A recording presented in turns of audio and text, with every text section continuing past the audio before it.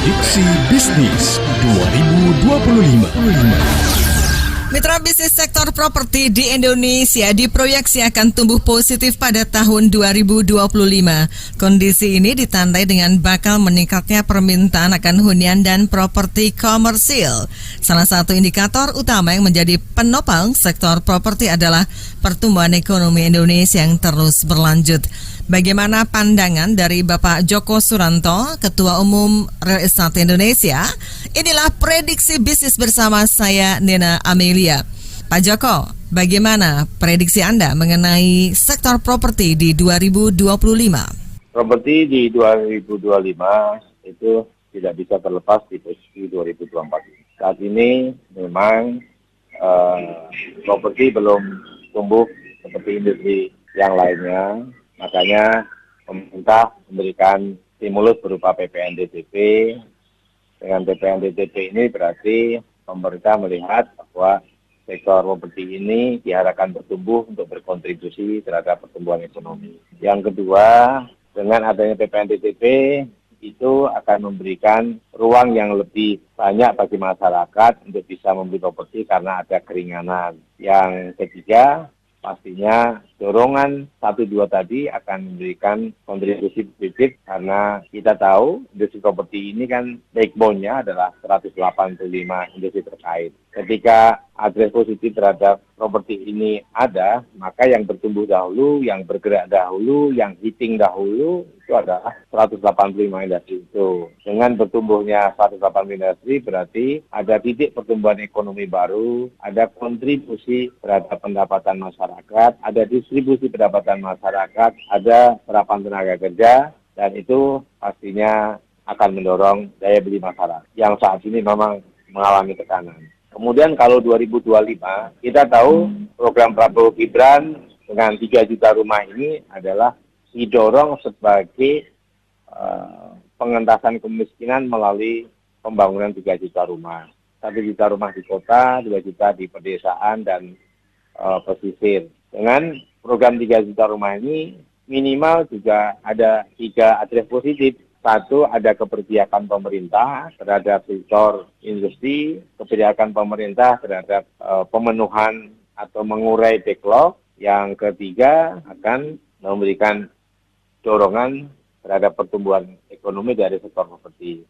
Recently, yang terakhir, kerjasama Real Estate Indonesia dengan LNFE UI adalah setiap injeksi atau setiap investasi $7 miliar atau setara 112 triliun per tahun, maka akan memberikan kontribusi 0,56%.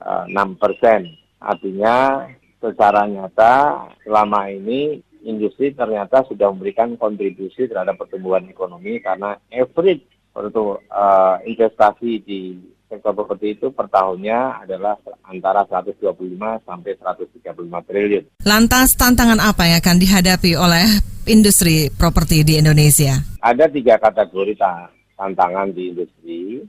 Yang pertama adalah dari sisi kecepatan perizinan, yang kedua ekosistem supply demand, yang ketiga adalah dari adanya penyediaan lahan. Nah, kita mendengar dalam beberapa bulan terakhir, Menteri APR BPN juga sudah ikut mendorong, memikirkan bagaimana memfasilitasi mengenai keterpenuhan dari sisi lahan. Kita tahu juga pemerintah juga memikirkan ada 140 titik pasar yang di Jakarta, aset BUMN, terakhir kemarin ada aset dari yang dikelola kejaksaan karena barang bukti dari korupsi dan sebagainya. Ini relatif sudah mulai terkumpul banyak begitu ya, sehingga mestinya pertanyaan mengenai ketersediaan lahan sudah mulai ada jawabannya. Kemudian dari sisi perizinan kemarin juga sudah temu dengan beberapa menteri, bahkan terakhir ada penandatanganan surat keputusan bersama 3 menteri yang terkait dengan PBG, yang terkait BPHTP. Ini juga menjadi titik awal bagaimana membangun, merestorasi, merelaksasi perizinan yang saat ini memang begitu menjadi hambatan utama dari sisi waktu maupun dari sisi biaya. Yang ketiga, kita tahu bahwa saat ini dari masyarakat secara portofolio dari pendapatan adalah 1-8 juta. Ini memang sudah ada stimulus ataupun bukti intervensi pemerintah melalui program FLPB, di mana ada fixed rate selama tenor, kemudian juga BPS BPHTP kemarin,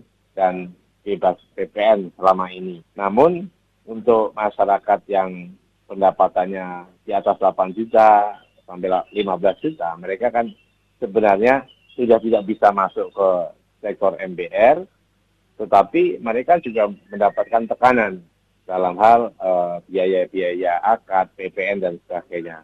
Sehingga kemarin dengan adanya PPN DPP, nantinya apakah ada formula lain yang bisa diberikan pemerintah, maka itu akan bisa mendorong akselerasi pemenuhan ataupun kebutuhan sehingga rumah pada akhirnya menjadi affordable buat seluruh lapisan masyarakat. Bagi pelaku usaha properti, strategi apa yang sebaiknya dilakukan?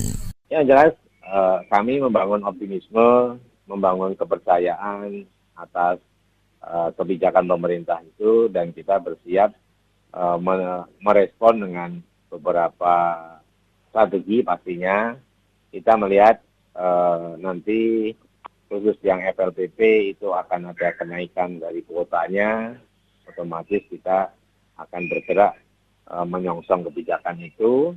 Yang kedua, kita harapkan yang untuk market menengah, kita juga bersiap untuk bisa mengakomodasi. Yang lebih penting daripada itu, kami harus tetap menjaga kualitas, menjaga servis, dan menjaga cash flow kita, sehingga kita bisa sustain, bahkan kita berharap bisa tumbuh lebih baik di tahun 2025. Demikian prediksi bisnis 2025 sektor properti bersama Joko Suranto, Ketua Umum Real Estate Indonesia. Saya Nina Amelia.